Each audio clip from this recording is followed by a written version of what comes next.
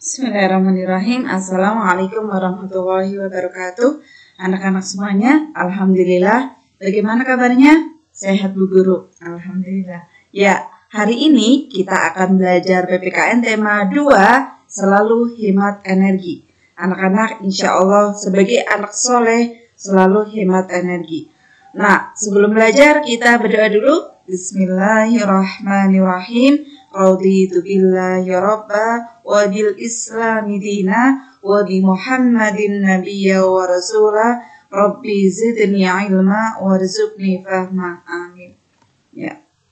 Berikutnya anak-anak semuanya silakan menikmati lagu Tanah Air dulu. Nah, setelah itu nanti kita akan bahas berikutnya.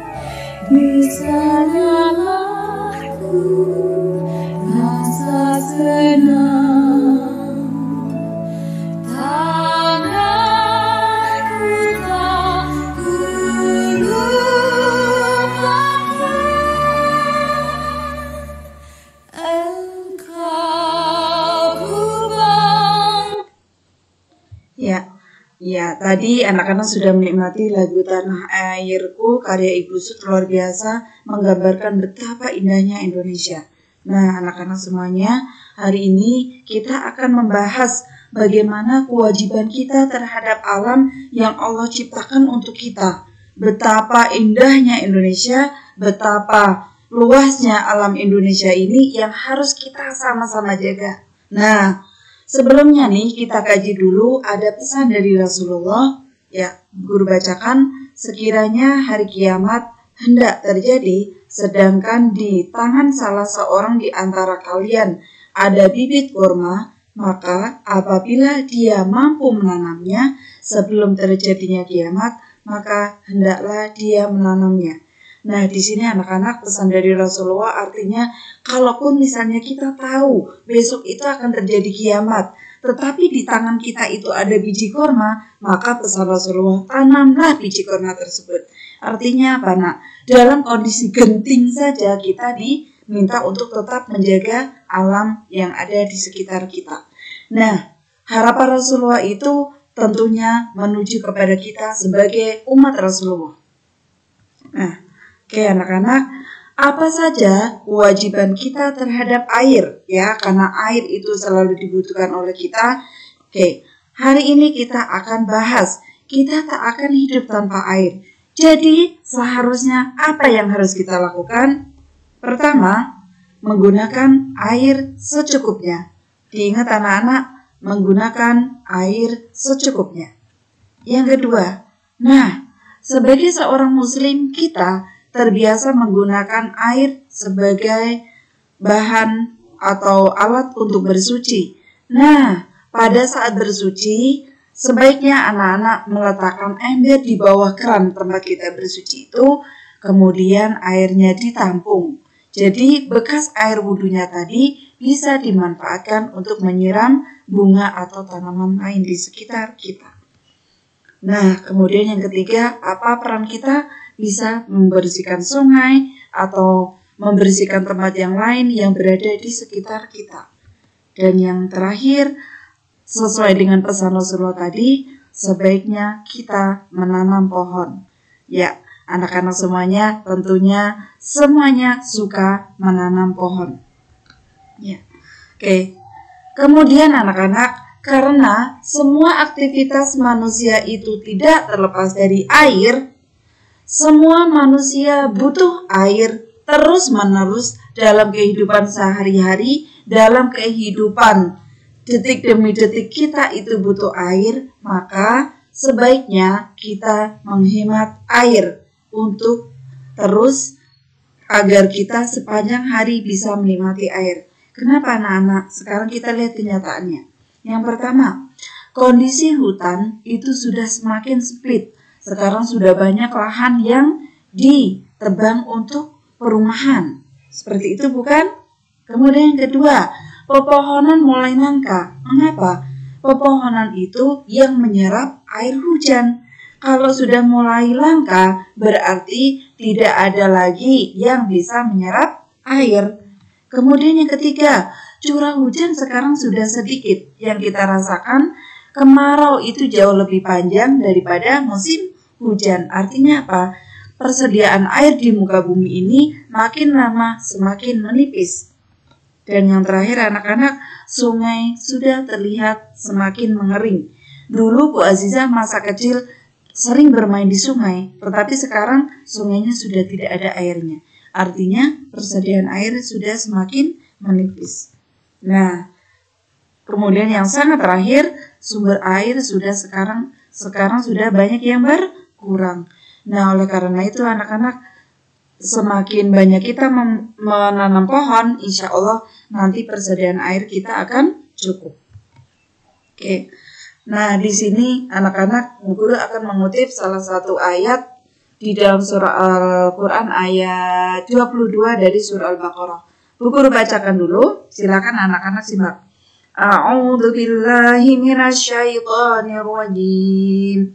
Bismillahirrahmanirrahim. Alladzi ja'ala lakumul arda firasyan was-samaa'a binaa'a wa anzala minas samaa'i maa'an fa akhraja bihi minats thamarati rizqan lakum fala taj'alu lillahi andadan wa antum ta'lamun. Kita baca artinya. Dialah yang menjadikan bumi sebagai hamparan bagimu dan langit sebagai atap, dan Dia Allah menurunkan air hujan dari langit, lalu Dia atau Allah menghasilkan dengan hujan itu segala buah-buahan sebagai rezeki untukmu. Karena itu janganlah kamu mengadakan sekutu-sekutu bagi Allah, padahal kamu mengetahui. Anak-anak tahu maksud ayat ini bahwa Allah itu menciptakan air hujan untuk kita. Nah, air hujan itu yang menumbuhkan buah-buahan, tanaman yang lain dan sebagainya sebagai rezeki untuk kalian. Nah, tugas kalian adalah jangan mengadakan sekutu untuk merusak bumi ini. Tetapi kewajiban kita adalah merawat bumi ini. Ya.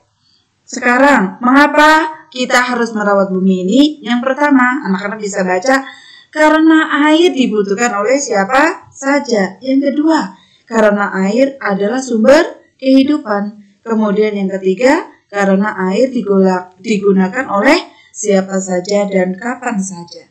Jadi begitu anak-anak. Ya.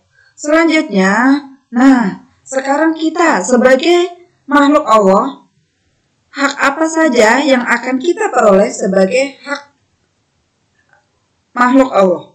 Yang pertama, hak mendapatkan air bersih. Tentunya ketika kita minum, anak-anak butuh air bersih. Ketika kita mandi, kita butuh air bersih. Kedua, haknya apa sebagai makhluk Allah? Yang kedua, hak mendapatkan aliran air yang lancar. Kira-kira ketika anak-anak itu mandi, tiba-tiba airnya mati, enak atau enggak enak? Nggak enak Bu Guru. Nah, karena nggak enak, maka kita jaga alam dan sekitar kita agar semua makhluk Allah mendapatkan hak aliran air yang lancar. Setuju anak-anak? Setuju Bu Guru.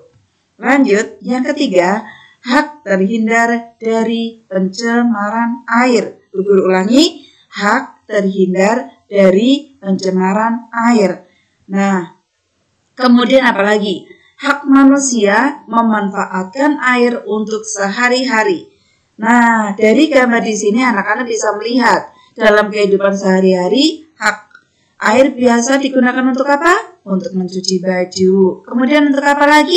Untuk mandi, minum, memasak, menyiram bunga, dan sebagainya. Kemudian hak memanfaatkan air bersih yang lain. Lanjutkan. Di Indonesia, anak-anak semuanya, hak penggunaan air diatur dalam undang-undang oleh negara. Coba ya, dalam surat apa? Dalam pasal berapa? Nah, di sini sudah Bu Guru sertakan Undang-Undang Dasar 1945 pasal 33 ayat 3 menyatakan bahwa bumi, air, dan kekayaan alam yang terkandung di dalamnya dikuasai oleh negara dan dipergunakan sebesar-besarnya untuk kemakmuran rakyat.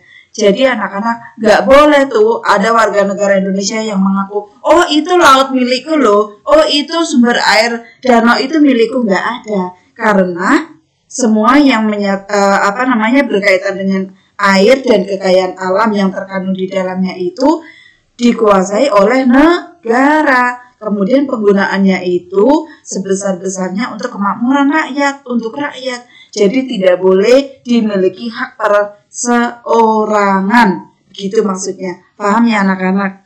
Yang terakhir, anak-anak kita latihan. Jangan lupa anak-anak menyiapkan buku catatan, kemudian mengisi latihan yang Bu Guru tulis dalam surat ini. Oke, sekarang apa saja? Yang pertama, tulislah Undang-Undang Dasar 1945 pasal 33 ayat 3. Tadi sudah Bu Guru bacakan. Yang kedua, anak-anak coba perhatikan lingkungan di sekitarmu. Apa saja sumber daya alam yang dapat diperbaharui? Anak-anak bisa mencari jawaban dengan membaca buku tema. Yang ketiga, bagaimana kewajibanmu sebagai warga negara nih terhadap sumber daya alam yang dapat diperbarui tadi? Soal yang kedua kan anak-anak mencari sumber daya alam yang dapat diperbarui. Nah, maksud soal nomor 3 adalah kewajibanmu apa nak sebagai insan atau manusia terhadap sumber daya alam yang dapat diperbarui tadi. Sekarang nomor 4. Anak-anak lihat lagi di sekitarmu apa saja sumber daya alam yang tidak dapat diperbaharui. Silakan dicari jawabannya ada di buku tema. Nah, yang terakhir soal dari Bu Guru adalah bagaimana kewajibanmu terhadap sumber daya alam yang tidak dapat diperbaharui tersebut. Ya, selamat belajar, jangan puas hanya dengan melihat video sekali. Silakan anak-anak ulang videonya berkali-kali, kemudian baca buku. Jadilah anak yang berwawasan luas. Jadilah anak yang sangat memperhatikan lingkungan sekitar. Sekian dari Bu Guru, mohon maaf banyak salah. Anak-anak semuanya, selamat belajar di rumah. Sampai jumpa. Selamat berbahagia. Jangan lupa mengucapkan terima kasih kepada ayah bunda yang sudah mengajarkan di rumah. Sekian dari Bu Guru. Assalamualaikum warahmatullahi wabarakatuh.